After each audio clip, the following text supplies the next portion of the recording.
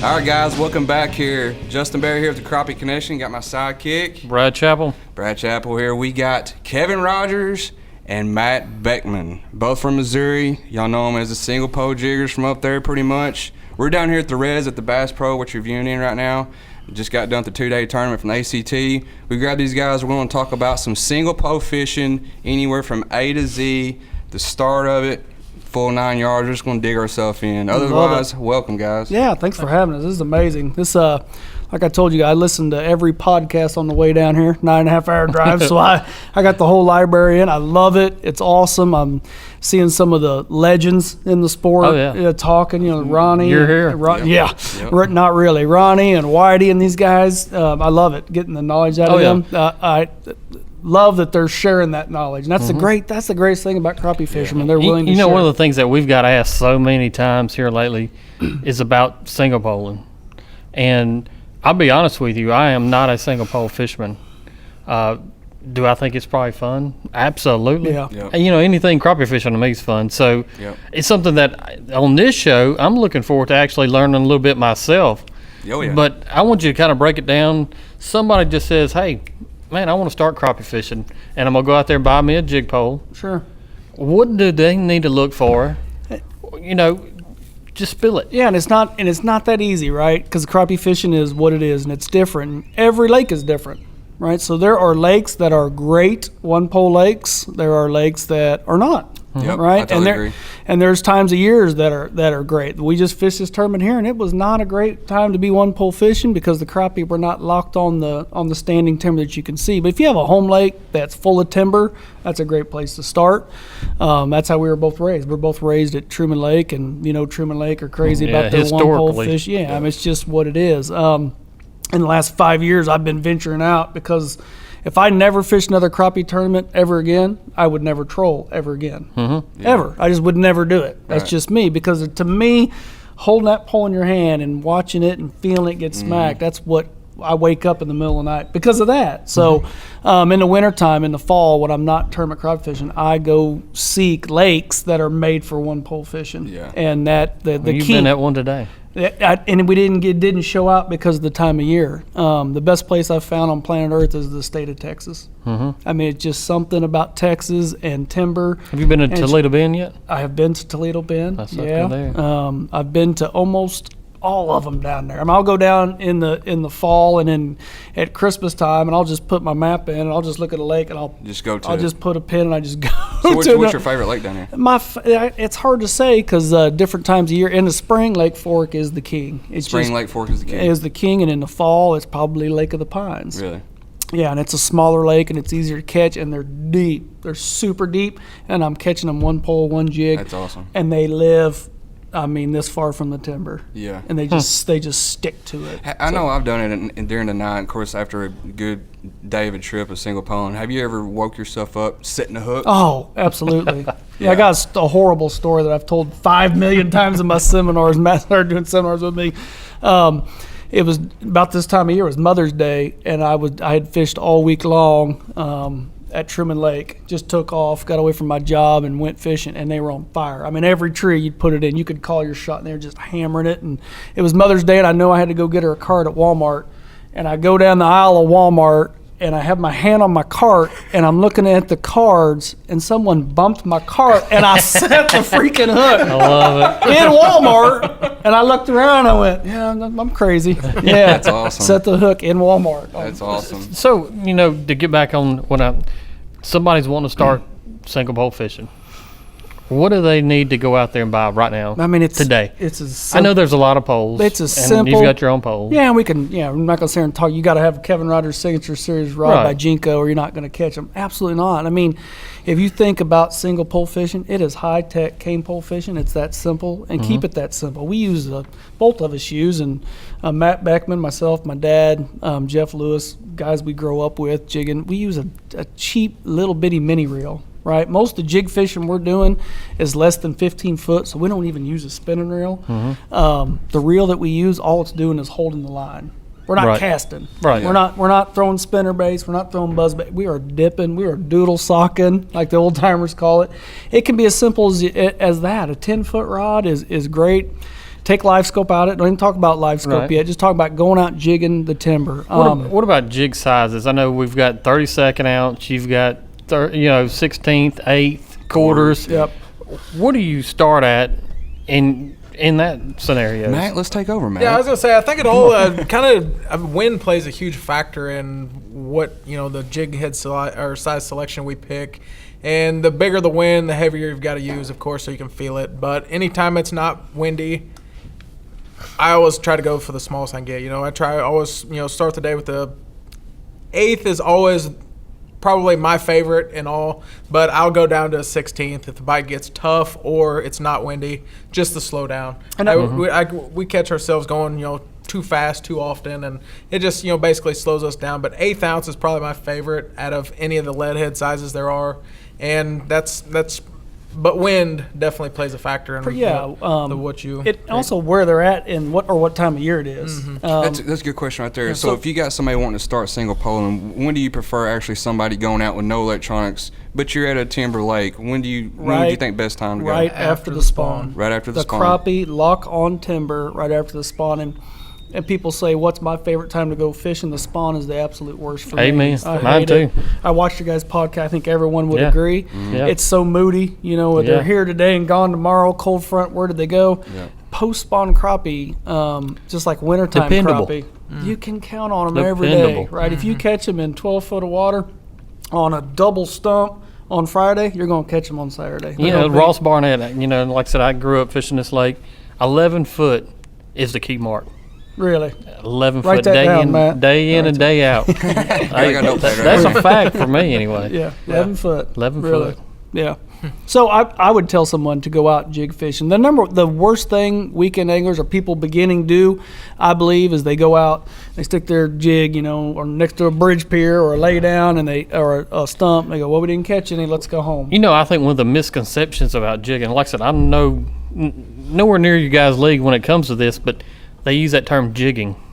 Oh, is it jigging or is it actually holding it still? You better be holding that sucker still. Live scope I was is telling now, us. now these days, what we know with electronics now, it is, it's amazing how I don't even know how we caught fish in the past. I don't either. Yeah, really. You used to think you'd need to jig it or that right. spooks. You're seeing right now. We're in a different age. Crappie fishing changed forever, and we'll talk about that in a little bit. But it's not jigging. You're right. Right. You hear jigging poles, and I'm go jigging, and I take people. All the time. I'll do some charity stuff and take people and auction away a trip. And I'm not a guide, but I take them fishing for charity, and I'll take people and we'll go out fishing on Trimmy Lake, and I'll say, stand right beside me, side by side in the boat, and drop it down a big old woolly tree. And I said, then we hold it completely still at 8 foot, and I'll catch one. And they'll drop in there, and they'll start. Right, they start jigging. Yeah. Like, I said, we're holding it completely still, and they just keep doing it. And finally, I grab it, stop.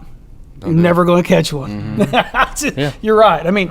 So we're finding out. There are times when they're aggressive, that when you pitch and they hit it on the fall. I love that. That's something awesome about jig fishing. But post-spawn, for someone who has never jig fished before they want to get started, May, June, great time to go jig fishing. I can't believe people don't crappie fish more in the summer, but there's certain states where the crappie kind of disappear.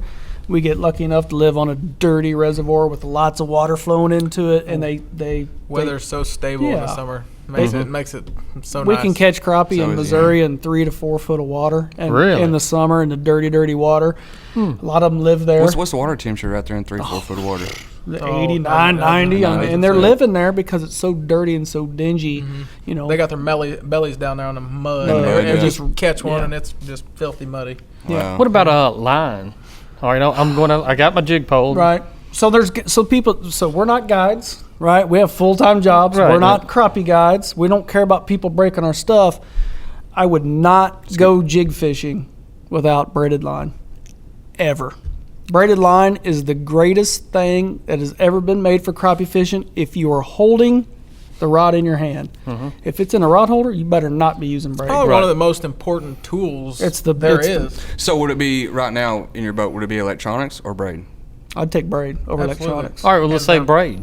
What braid, what pound test? What do you look for in braid? I use a specific kind, and the reason I use it is because I'm fishing with my fingers. I'm not fishing with my eyes. I'm fishing with my fingers and my hands.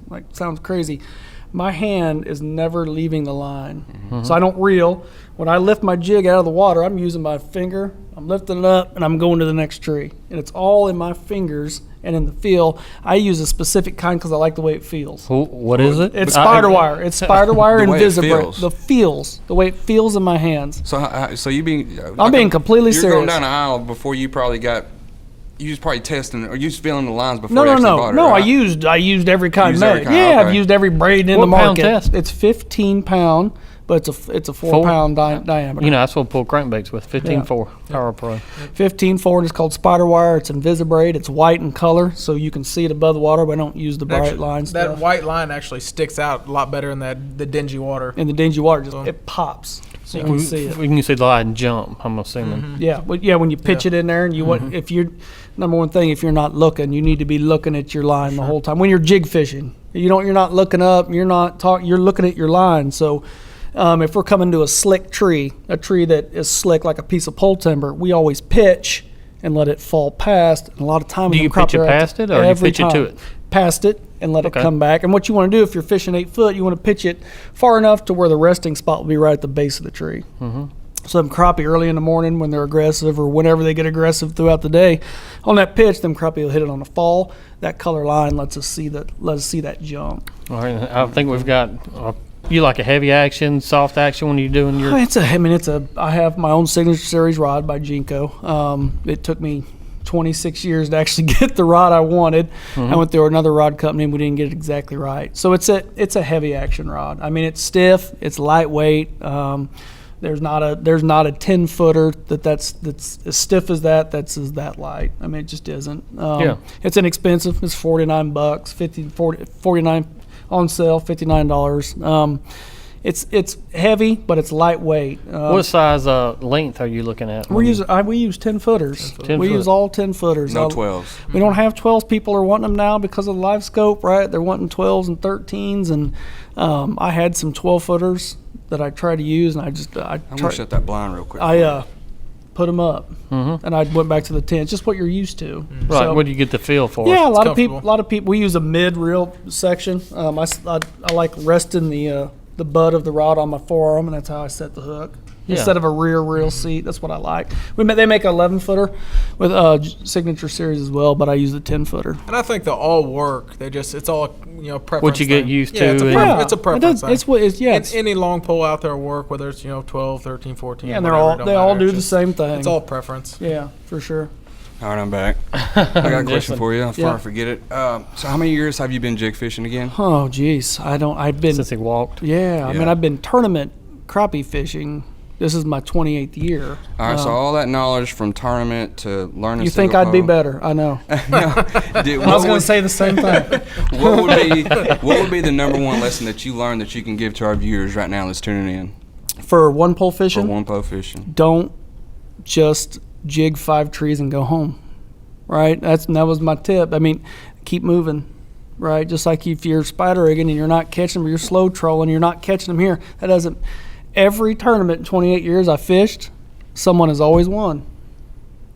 Yeah, absolutely. Absolutely. What are you talking about? They're always biting somewhere Yeah. or someone. Someone always wins the Somebody always tournament. finds it. Someone always figures it out. So move. Got to keep moving. And people will they jig a piece of timber and they go, well, this is like watching paint dry. Right. And How long do they need to sit at that one piece of timber? It do you just think? depends. Oh, just average. Just I mean, we don't throw it out there. 20 seconds. 12? 20. 20 20 at seconds. max. Yeah, and we're So if you can count to 20, that's You need to pushing move. it. You gave 'em That's enough pushing time. it. yeah, Plenty. yeah. I mean, Unless the fish are telling you different. I won a lot of tournaments. I won a lot of tournaments one pole jig fishing. I would not wait 20 seconds. That was a long time ago. That was before live scope and all these electronics. The way I would win my tournaments was by going faster than anyone else on the lake. Cover those more days water. those days are over now because of live scope. That's all changed. But that's how my father and I we would fish a tree. We would pitch it in, let it go down. If we didn't get hit, we were going to the next tree and the next tree, and we just kept going and going. We would go faster than 90% of the bass guys, and all we were doing was getting those fish to react and bite. And not weekend anglers aren't going to do that. Full but tank of gas every day. just wasn't it? going and going. And what we would pre-fish, and you'd find certain trees that would hold fish. We'd was fish hot. that tree 6 times in a day, 6 different six Right. different times throughout the day. And so, Maybe an hour or two apart, whatever. and he was Right. probably always in there to begin with, but the fifth time you would catch him. So don't give up on jig fishing. And once someone actually holds a pole in their hand and smacks it, if that braid, I wish everyone could go in my boat and feel that. I'm not saying that. I'll go out to your boat and get one of your poles and try it. We'll do that. Absolutely. How about that? Yeah. right after me. That's a great question, though. And then people say, how long do you sit in a tree? If you catch one, do you go back in? Always. Yeah, always go back in. We give it another 20 seconds somewhere? Yeah, the way that my father and I fish, and same with Matt, we always fish differently. We come to a piece of cover, and I'm on one side, and something I see people do that they don't need to be doing. You come to a piece of cover, and I never go to the right side of the tree if we're fishing this way. If I go to the right side of the tree, he has nowhere to fish. Mm-hmm. I always go to the left side of the tree. Always. Right. I want him to catch fish. It's a team tournament. Right. Unless you don't like the guy you're fishing with, first of all, don't take him fishing, right? Pick someone else. So if all the fish are on the right side of the tree that day, my partner's going to catch every one of them. But it's a team deal. And I've heard you say this before, and it comes to mind.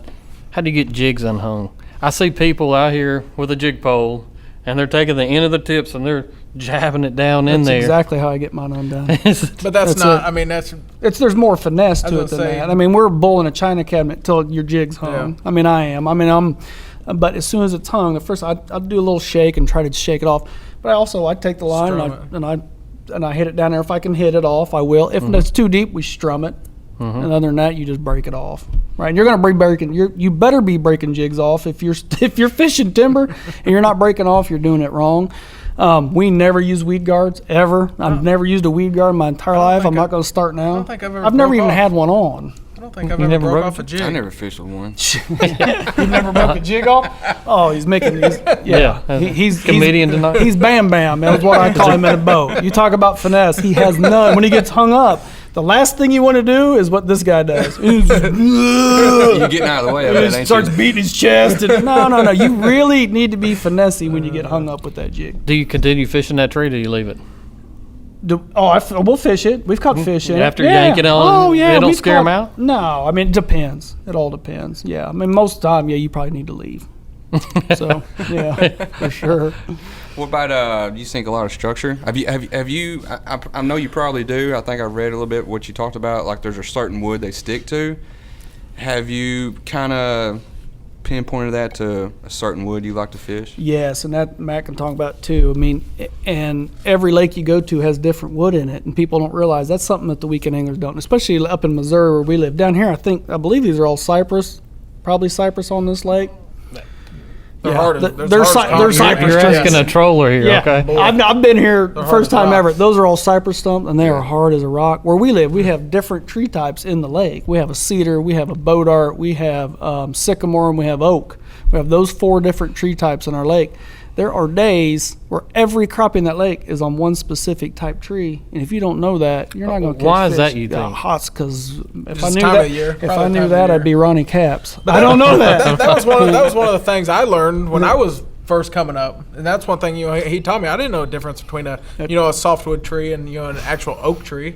Yeah. I had no idea until him and his old man taught me, and that was one of the things that I learned from them. Was, learn your species of trees. Doesn't that sound weird? That sounds weird to people. That is so important on certain times of year. They go to the lake. I mean, Mark Twain, same way. There's all kinds of Lake Fork, same way, and Texas and down in Arkansas. I've won in Oklahoma, Arkansas, Kansas, Texas. And all those were on a specific type tree. Really? And people don't even think about that. Now, can you get so good at it when you're scanning that you can tell what kind of tree it is underwater? We're talking about trees that are above the water. Above the water. We're fishing the visible timber you can see. I got you. And I can drive through a cove and tell you every tree species that's in the lake. That sounds bizarre, but if you're going to jig them, you better know what they are, because it's like anything. What just happened when you're in the boat? That's the number one thing you can do. We all know that. And I heard Tony say it, one's an accident, two's a pattern. Right. When you're fishing trees, if you go out at Truman Lake and you catch a fish between 2 trees where there's a void in the middle, you better go fish another one, because that might be the pattern that whole entire day. What's weird about tree fishing is the very next day, it might be completely different. You might catch them all on cedars one day, and the very next day you'll catch them all on boat art or hedge trees. Boat art and a hedge tree. You know what boat art. You know what that is? No. You don't know what that is. You know what it is? Heck no, I don't You know what a hedge apple is? Okay. You know what a hedge apple is? No, we They're don't not have down those. here, are they? Shoot, I don't know about no trees. I didn't know anything about gators either until I got down here. To the res. Yeah. So there's a tree called a boat art. We call them hedge trees in Missouri. They call them boat art down in Texas. They're called Osage orange trees in Oklahoma. And they have hedge apples on them. They don't eat them. They're horrible. And back where we live in Missouri, the farmers used to plant them as hedgerows. So if you go to Truman Lake and you see a complete row of trees, those are actually hedge, and then they call them hedgerows. And they are harder than kryptonite. I mean, people like farmers and guys who still cut and burn wood, they use hedge because it burns. It's a hard wood. There's lakes up in Iowa that we fished. We took second on a tournament up there, and there was like a huge lake, Rathburn, Iowa, huge lake, and there was like 8 hedge trees in the whole lake. We took second place off those 8 hedge trees. Now there was, 50,000 stumps, and all of just those 8 those 8 hedge trees, where we caught our 7 fish for the day. And it just knowing that little detail, and we just kept fishing them. We just wear them out, and we'd go fish the other stumps. Nothing. We'd go to a hedge tree and we'd catch one. So tree species to me is, if you're going to jig, you got to know it for sure. Yeah. Well, how do you find it out? I mean, how do you find it out?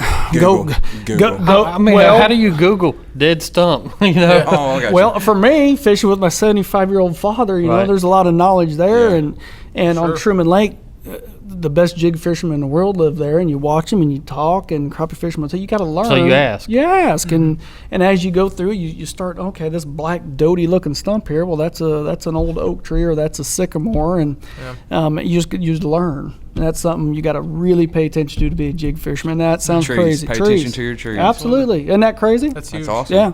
That's really. I wasn't expecting this to come up today. I wouldn't either. That's a huge thing that yeah, absolutely. There's trees. Last term I won last fall with my wife down at Lake of the Pines. Did she catch them or you?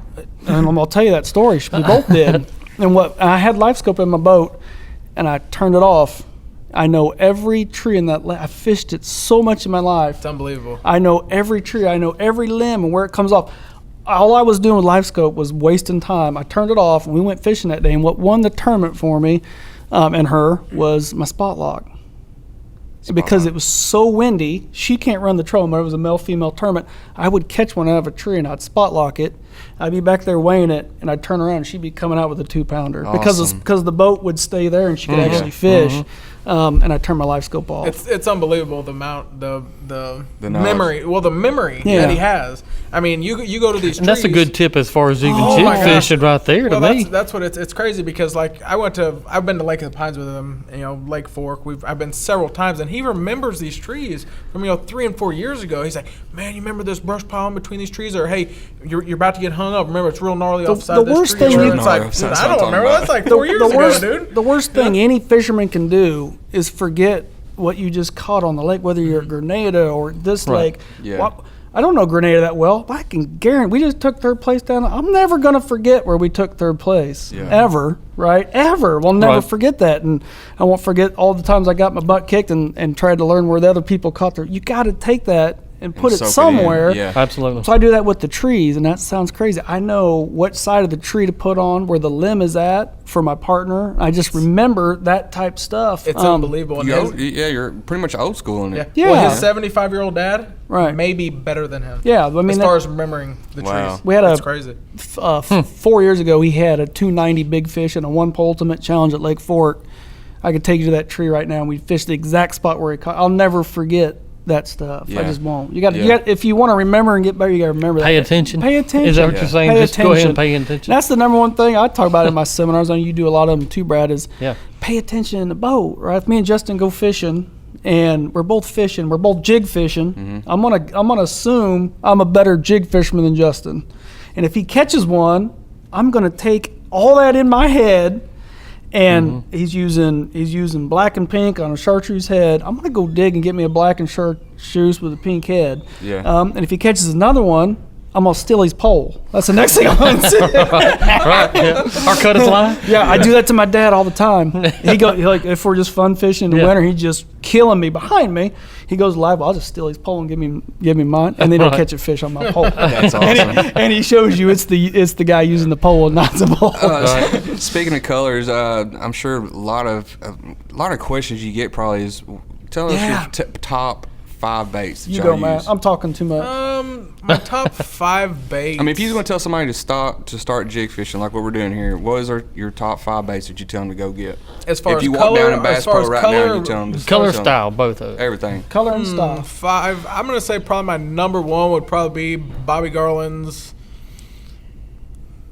For me, would probably be the 3-inch slab slayer. Okay, On a what day color? in and day out basis, probably lights out. Lights out. Lights out would probably be number 1 on Black and chartreuse. black and That's chartreuse black and on chartreuse. any Yeah, for people any who don't lake know. that I've been on. Seems to be you can always seem to catch fish on it. Caught him on here on the res, whatever Yeah. the res means. I still Absolutely. haven't figured out what the res is. Somebody's going to tell this Yankee what res means. And Get somebody to answer in the Get- comments for that for you, Kevin. What does the res mean for us? He needs to know. Sorry, that's my ADD So- kicking it. and then from there, I mean, as far as the bait styles go, that's probably my favorite. But then you've got the 2-inch slab slayer, and then you've got the minnow minder. Yeah. And the colors, black and chartreuse is probably my favorite. But I've also caught a lot of fish on blue and chartreuse, and outlaw's a good one, and June bug. June bug, would probably be I bet I know Kevin's. on. Yeah, he didn't say my favorite. My favorite, I always say my favorite color is the last color I caught a crappie on. And that's kind of a smart aleck answer because that's the best color on planet Earth. I think us tournament guys and us guides and us diehard crappie fishermen are different than because we're always looking for the next bite. Yeah. What just happened 2 seconds ago is not good enough for us, right? Yeah. We want to go get the next one, right? Whether you're trolling or you want the next one. Black and pink in muddy water, to me, I don't know what it is about that pink tail. Bobby Girl, I've used other baits. There's something about the pink in that Bobby Girl in black and pink that's amazing. Crappie absolutely love. So if it's dirty, dingy water, that's probably one of my favorites. If you get a little clear, bluegrass, which is a blue and chartreuse, is always good. Pennyback. That was one that That's actually a pretty new color for It him. is. It's a copper with chartreuse. That's his favorite. He I forgot. won a tournament on it, and Yeah. I didn't even name that one. But then again, I also like that bone white and chartreuse. White and chartreuse. Yeah. Something I do because in this timber, I always use a painted lead head.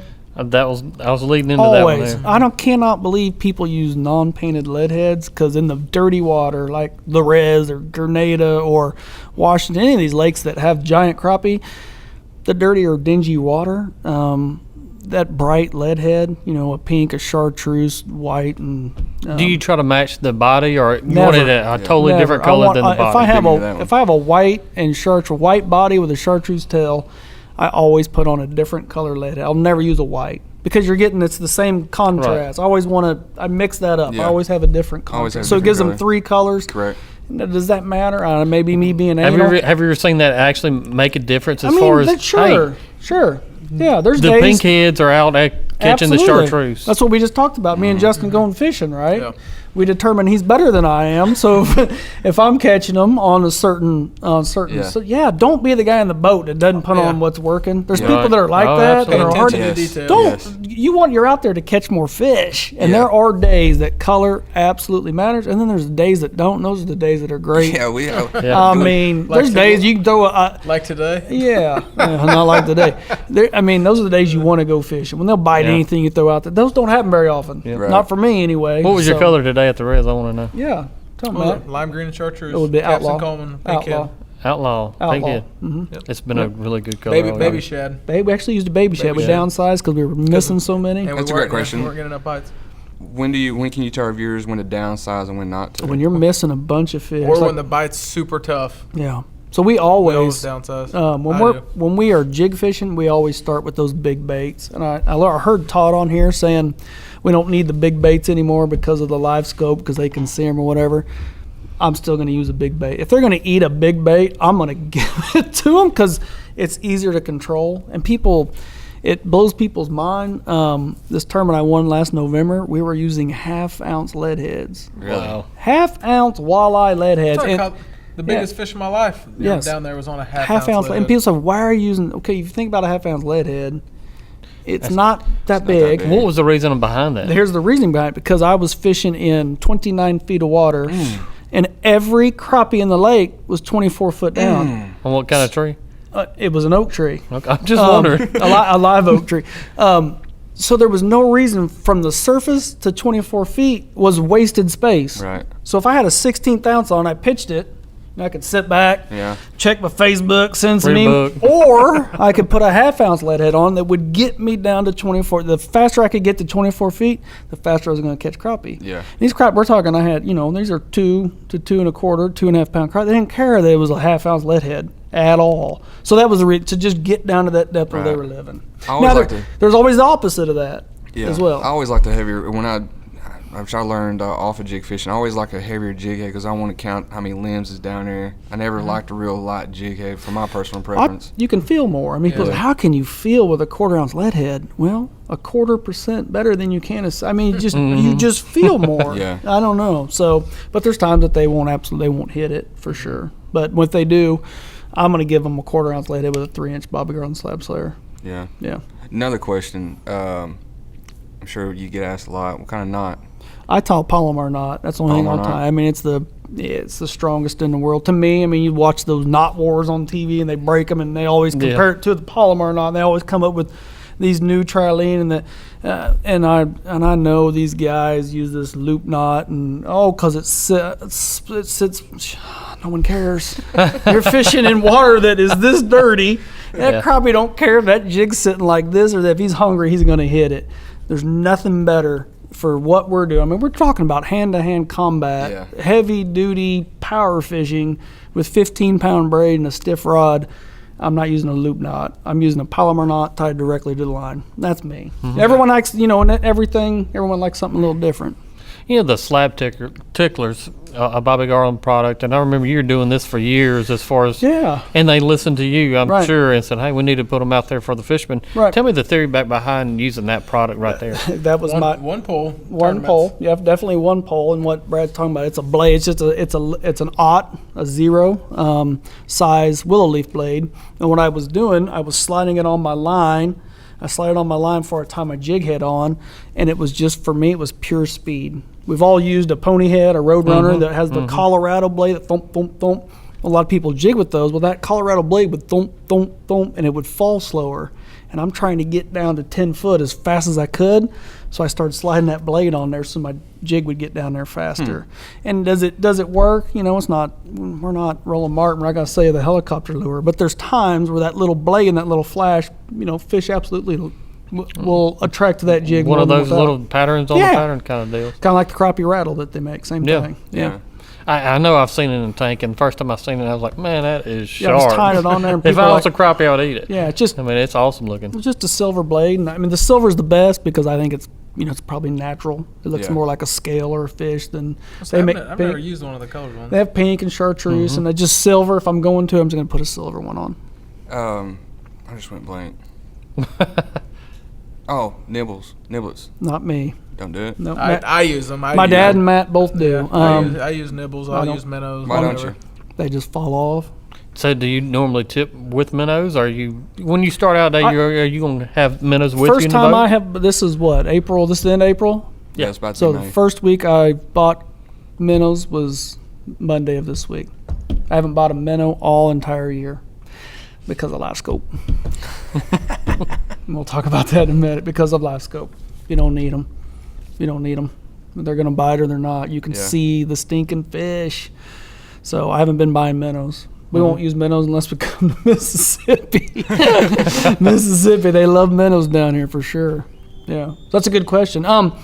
Will we tip a jig with a minnow? Absolutely. Yeah, we did it all day today. We spider rigged all day using eight poles, but we used a single 1/8 ounce jig head. Did you have any weight above it, or are you just pushing No, a single just a eight? single. Oh, So yeah, we're slow. fishing in Lily pad stems. Yeah, today we fished in 12 inches of water to 20 inches of water. So you don't need a 10 double. to 20 inches. Inches. That's what it was. I mean, Yeah. it literally was. I mean, you're looking at And that's why foot to steel water. that's why we lost so many. We just couldn't turn them. And then when anybody's fished Grenada, I've fished Grenada my whole life. I've never really done any good there is because I don't know how to catch them. I don't know how to set because I'm such a meathead and I'm such a jig fisherman at heart. I just want to rip the jig out of their mouth, and that's what I end up doing. I can get giant crappie on because in that shallow water, crappie only have one place to go, and that's out. And they like in the deep water, when we're jig fishing, they hit and go down. You catch those suckers, your hookup ratio is 90%. But in shallow water, you're going to lose a lot of crappie. Since you travel down to Texas a lot, I've read or seen some videos, or I might have read somewhere. Do you ever see anybody down in Texas actually, as a single pole fish, actually put a minnow head on like a nibble on there, but not put the whole live minnow on there? I heard of that. A minnow head? A minnow like head? Someone's cutting minnow heads off? Yeah. So this sounds like a serial minnow killer going That's on. somebody very cheap. I read that somewhere. He is very and cheap. Better than a nibbler right That's there. I mean, Silence of the Lambs crappie fishing. I'm right like, that'd there, be isn't some it? catfish heaven right there. I was just curious if you've ever seen that down there since you've I been have traveling not, down there. no. That Texas is the best one pole jig. And I say jig, when I'm saying jig, you don't need live bait. They'll hit a jig year round down there. So I don't know why. Speaking of Texas, different lakes, what's on your bucket list? Oh, man. I don't know. There's so many lakes out there that we don't even know about. I think the coolest thing about tournament crappie fishing is going to all these different lakes. I would never drive to Flowwood or whatever. Where are we at? Pearl, Mississippi? We're in I Pearl would today. never drive here. Not that it's not a beautiful place, Right. but if there wasn't a crappie tournament. I've seen some amazing places and fished a lot of cool lakes. St. John's River was probably the coolest. How would you rank the Barnett? I don't know yet. It's different. It was different. I don't know that we hit it right. I think maybe. No. I think if you hit every lake in February, you're going to catch the biggest crappie. Right. So if it would have been in February, people would be top 10 greatest crappie, probably. Right. It's probably one of them. It's in Mississippi. It was a cool lake. Yeah, it's a great enjoyed lake. it. I really Getting did. out of the wind stinks, and that's why we went to the river and played with the alligators because we didn't know the main lake. But I think if you were at the right time, it'd probably be one of the top 10 best crappie lakes. I was gonna say, it was different for us. I have fished Grenada for, I've seen Ronnie win all these classics there. Yeah. And I've never fished Sardis. I've never fished Ian. I've never fished Arca Butler because I'm driving past them to go to the tournament. So I've fished Ross Barnett, Washington, and Grenada. That's it in Mississippi. So we go where the tournaments are. I just now started branching out. And I don't go branch out to fish lakes that I got to troll. I'm going to go find a lake that I can one pull fish. When is Kevin Rogers going to longline? Probably. great question. I hope never. No, we need to do that. I want to get on video. He's going longline. No, I would do it. You'll Absolutely. see Bam Bam in the boat. Oh, then. I would love to long. We need to go do a show Yeah. for Bobby on TV. Absolutely. I fish anyway. I've crankbait. I've actually long lined with Dad. I don't know if we did it right. We threw it out, cranked it over, and went. Right. There was not a lot of scientific behind it. In tournaments, we've thrown bobbers and corks. We've casted. We took a top 10 in a Crappie USA Classic trolling crankbaits. Me and my father. Really? Yeah, I couldn't even tell you what year that was. That was on Patoka Lake.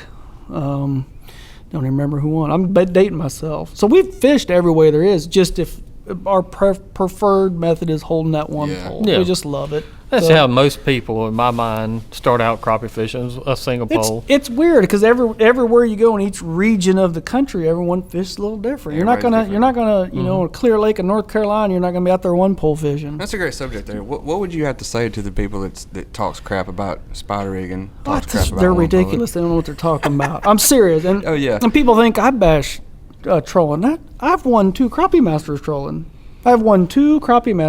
I've trolled more. People just don't think of it. They think, you only one pole it's easy. fish. Yeah, it's easy. You just throw them out there. If you think it's easy, go do it. Yeah. There is a science to it. I mean, my fingers will tell you different. It's not easy. It's fishing. Of course it's fishing. Yeah. And so they're saying the same thing about live scoping. You think live scoping is so easy, go do it. Yeah. It's not absolutely. that easy. It just isn't. I got another thing that, we've been asking guys here lately.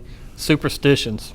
You've been doing it a long time, Kevin. I don't have any. Any. None. So I you don't eat a have banana on the boat? we don't all care. day, yeah. every day. What? Yeah. Oh yeah. Do not ever get in my boat with a banana. Yeah, I've heard all that. Yeah, no. I know that I can suck with the best of them, and I know I can win. Well, it gives me a reason to complain. It's the banana. Yeah. I didn't want my fault. Right. Banana's fault. We all want to do that. I've been doing it so long now, and I have Run out of excuses. I've done horrible, and Yeah. then done great. It's always me. It's always been me. Good, bad, or whatever. It's always been me.